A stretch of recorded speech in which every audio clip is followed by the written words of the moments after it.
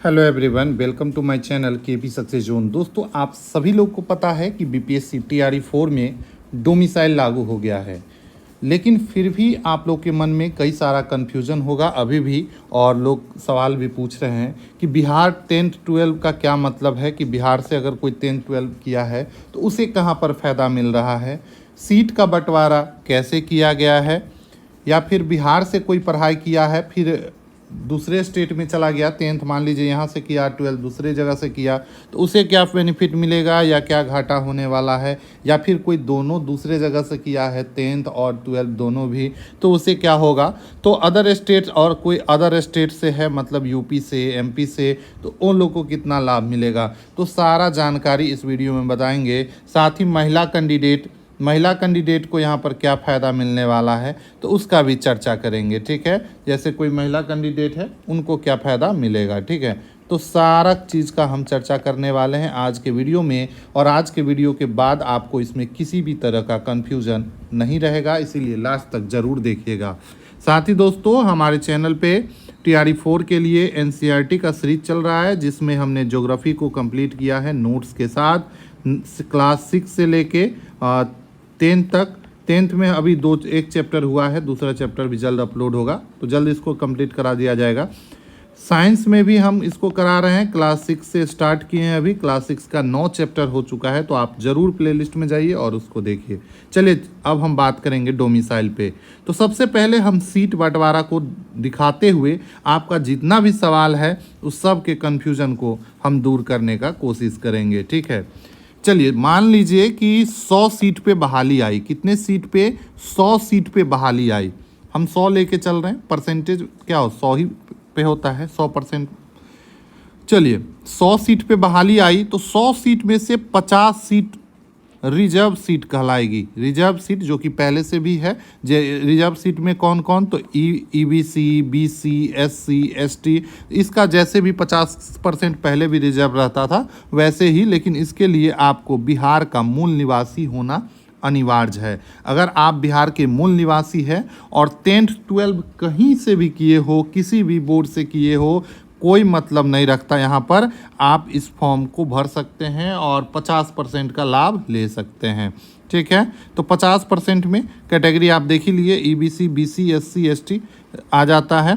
10th 12 इसके लिए आपको कोई मायने नहीं रखता, कहीं से भी किए हो तो आप इस 50 सीट में फॉर्म भरेंगे, ठीक है। उसके बाद बात करें तो 10% का ईडब्ल्यूएस का रिजर्वेशन भी होता है।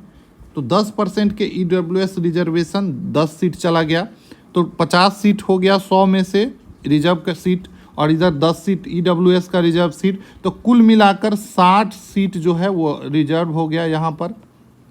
और ये 60 सीट रिजर्व जो हुआ है दोस्तों, ये पहले से भी था, पहले से भी ऐसे ही था। इसमें केवल बिहार के ही निवासी फॉर्म भर सकते हैं। ईडब्ल्यूएस में भी वही भर सकते हैं जो बिहार के मूल निवासी हैं, ठीक है। और इसमें बॉयज़ गर्ल्स वाला सीट यहाँ पर जो रिजर्वेशन है वो तो है ही। 50 में अगर प्राइमरी में देखेंगे तो 50% रिजर्वेशन है, तो 25 बॉयज़ और 25 गर्ल्स के लिए रहेगा। वहीं 10 में भी ईडब्ल्यूएस में अगर 1 to 5 प्राइमरी में देखेंगे तो 50% रिजर्वेशन है, 5 सीट चला जाएगा महिला का, 5 सीट पुरुष को। तो ये तो पहले से भी चला आ रहा है, मतलब यहाँ तक जो 60 सीट की बात है ये पहले से जैसे चला आ रहा था वैसे ही रहेगा। बात हुई है अगले ये 40 सीट में। अब जो 40 सीट बचा, इस 40 सीट का 35%, 40 सीट का 35% अगर आप निकाल दें तो 14 सीट होता है, और ये 14 सीट जो है वो महिला आरक्षित है, ठीक है।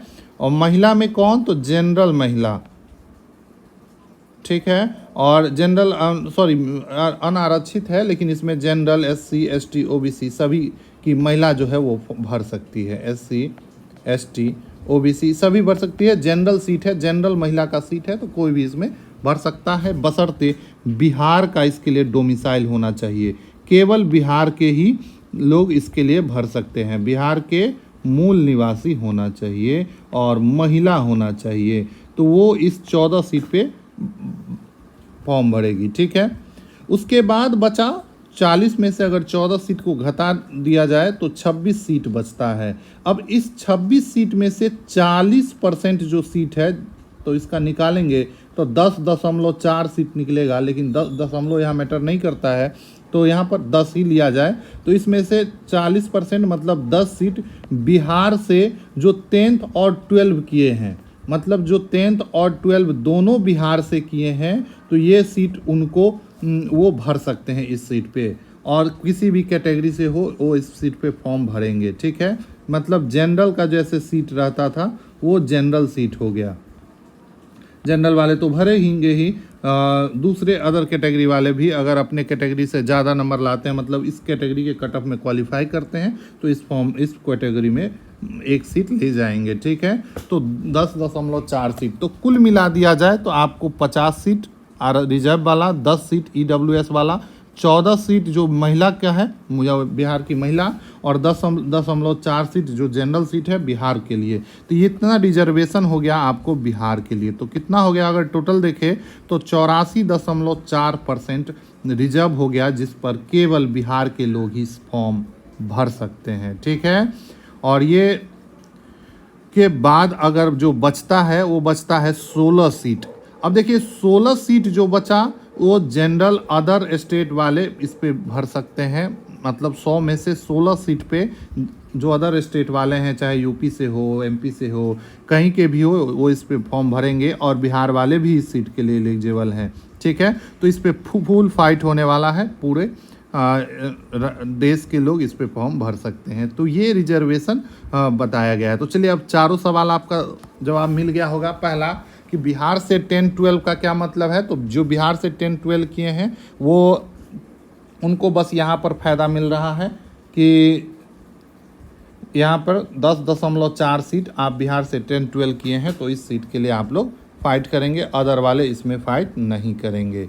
सीट का बंटवारा कैसे किया गया आप तो देख ही लिए हैं। 84.4% बिहार के लिए रिजर्व है, तो बाकी 16%, 4% का अगर वो रहेगा तो बाकी लगभग 16% जो है, मतलब 16 सीट अदर के लिए है। ठीक है, और बिहार से हैं लेकिन पढ़ाई दूसरे स्टेट में किए हैं, तो आप इस सीट के लिए एलिजिबल नहीं है। अगर आप बिहार से हैं तो आप 10.4 सीट, बाकी इधर जो आपका रिजर्वेशन है उसमें आप फॉर्म भरेंगे।